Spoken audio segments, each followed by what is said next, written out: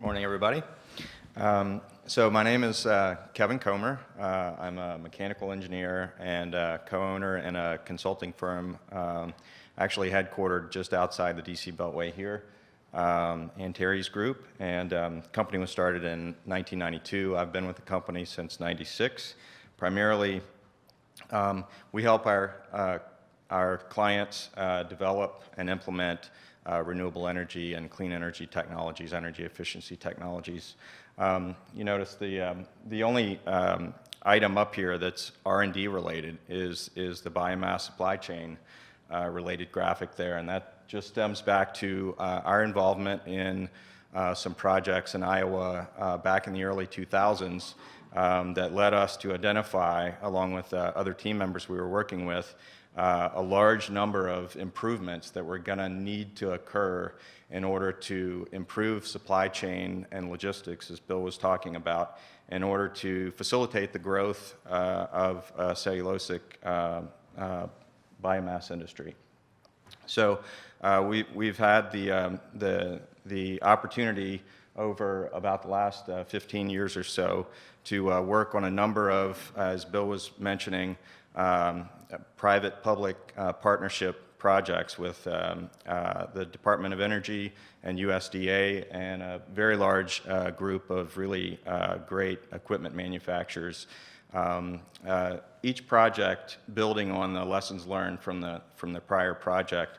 The initial project here wrapped up in 2006, and that essentially focused on, as Sam was describing, dedicated energy crops. So that project went from planting switchgrass and warm season grasses, harvesting that material, delivering it to one of the largest coal-fired power plants in the state of Iowa, and then processing that material so that it could be burned effectively in that plant's boiler to produce power. That project led to some lessons learned and some problems that we identified with lack of efficiencies in that supply chain that led to a second project that we worked on, basically focused on developing equipment innovations and testing those pieces of equipment for square baled biomass, corn stover, and dedicated energy crops like switchgrass. Third project, that project wrapped up in about 2015. The third project built on that again for square bale logistics systems, but then also because round bales are a very important method of harvesting and storing this material in some parts of the country. We've also had companies working very hard on round bale developments. And then finally, a project that we'll be working on for about the next 5 years in cooperation with Department of Energy and USDA, looking at increasing development and demonstration of harvest-related technologies, but then also looking at impacts of sustainability for harvesting these materials. So the first project that I was mentioning on the prior slide, again, this is the power plant, one of the largest coal-fired power plants in the state of Iowa. The owner of that plant was, again, this was in the early 2000s. They were looking at this as an opportunity as a carbon management hedge in case carbon regulations and those types of things or renewable portfolio standards became something that they had to deal with in a greater way moving forward in the future. The really important thing about that project and relative to this discussion today was that that processing system was at the scale that's relevant to the biorefineries that DuPont and Poet and others like them are seeking to build now.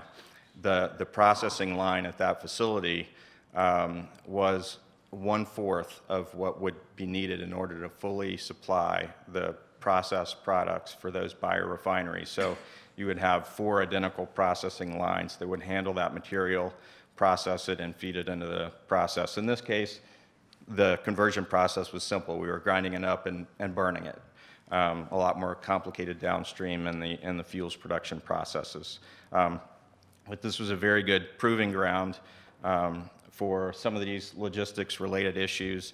And you'll see in the top slide, that was a typical morning. So that project required the utility basically said at the beginning of that project that they could they could burn just about anything in their boilers for a short period of time. In order for them to really understand how this would work at their plant, they needed to do this at their plant for a continuous 2,000-hour period. So this is a typical morning during that 3-month period of bales arriving on flatbed trucks, strapped down, very inefficient, very much handling of bales, 1 or 4 bales at a time, taking them off the trucks in that manner, stacking them inside the building, and then loading them onto the processing line 4 bales at a time.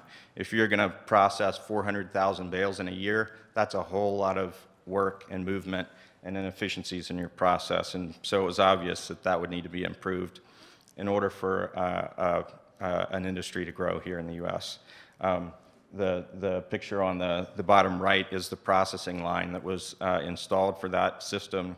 And after about a month of getting that line started up, it performed extremely well. So we used European companies who had been doing this type of operation over there for over a decade prior to doing this to help us design that system, and it worked very well.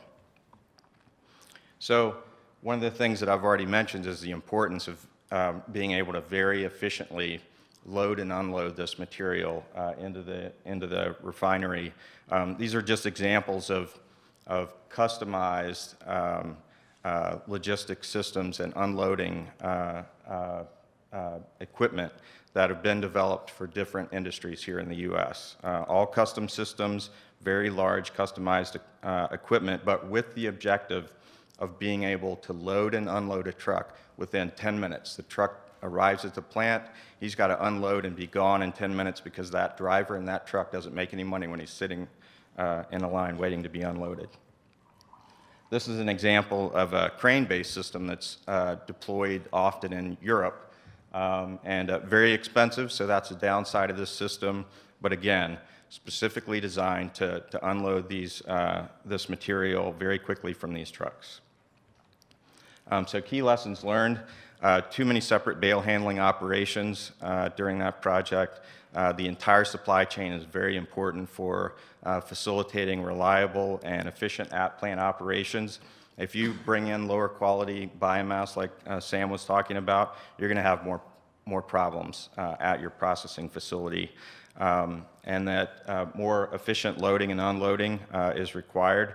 And if you're going to be bringing in 400,000 of these bales per year, you just have to recognize that they're going to be different. They're not all going to be the same, and your processing system is going to have to be able to adjust and deal with that. And then also you need a highly automated handling system in the plant to be able to manage all those differences without a lot of human intervention.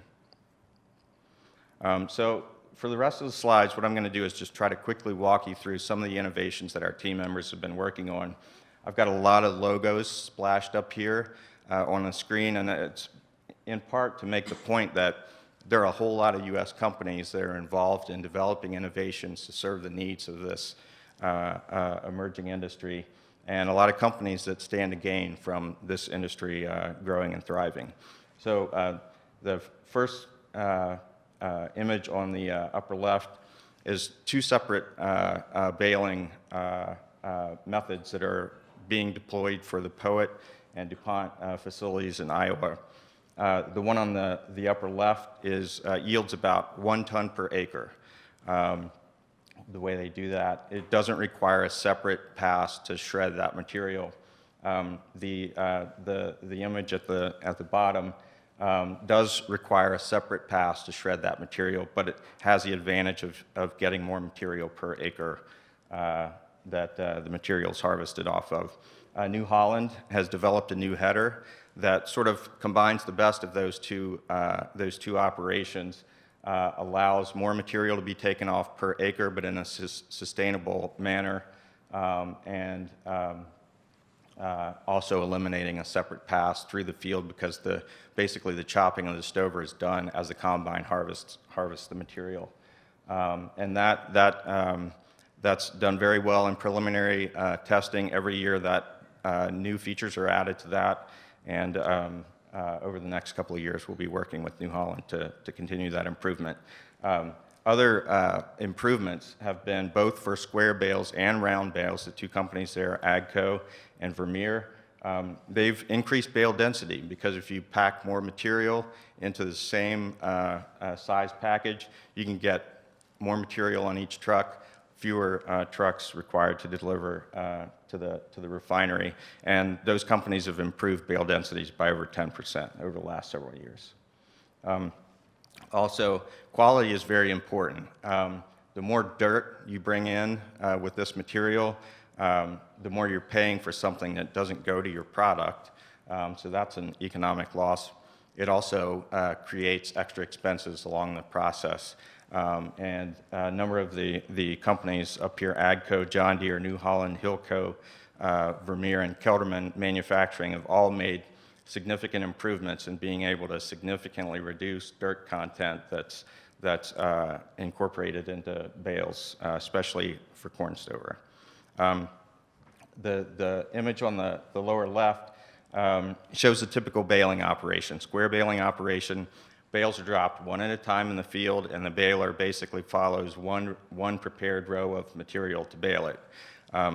The images on the right are two separate innovations by Kelderman Manufacturing and then MacDon, a Canadian company with distributors in the US. But the image at the top shows them stacking behind the baler 6 bales at a time. So when you go through the field to gather those bales, you have 1/6 of the places to go to pick those bales up, and then the operator can actually plan where he's going to drop those bales so that he puts them at the end of the field, so it's a lot easier and more efficient to pick those bales up. The image on the bottom shows a merger that Kelderman and MacDon have developed so that rather than the baler just following a single windrow of material, they can pick up 2 windrows with the same baler, so it cuts the travel through the field for the baler in half. Again, all of these pieces of equipment that are on the right-hand side have really been developed and prototyped and tested within about the last 5 years. The picture on the upper right, upper left there is a very good piece of equipment. Currently, one way that square bales are gathered one at a time. That machine puts from 8 to 12 bales on the spine of that machine, and then each 12 bales are delivered to the side of the field. The machine at the upper right picks up 6 bales at a time, 36 bales loaded onto that machine, and so it's 1/3 the trips to the field it's a full truckload of bales that's delivered to the side of the field. That same machine can transfer those bales to a walking floor trailer in about 5 to 10 minutes, and that same trailer can unload those bales again in 5 to 10 minutes, getting back to that efficiency requirement at the plant, as opposed to 20 to 40 minutes required for those operations using methods today. These are just the next 2 graphs are just examples of inside the plant innovations that will enable unloading a full truckload of bales, just kind of like a cotton gin operates, into the processing line, and then destacking those bales to feed it into the processing equipment. Again, Kelderman Manufacturing developing and testing that equipment, and then Vermeer doing something very similar for round bales. They've actually installed this equipment in their first customer's facility before even the end of the Department of Energy project. So great success there. That system automatically takes the net wrap off of the bales, splits the bales in half, and feeds them into the grinding system. So basically, just concluding remarks, there's significant new business opportunities, new product opportunities associated with this industry growing, and hopefully you've seen that these companies can come up with very innovative strategies for meeting the industry's needs. And also, the federal programs have been very instrumental in aiding these developments. I've got a video link here in case anybody wants to see any of that equipment operating.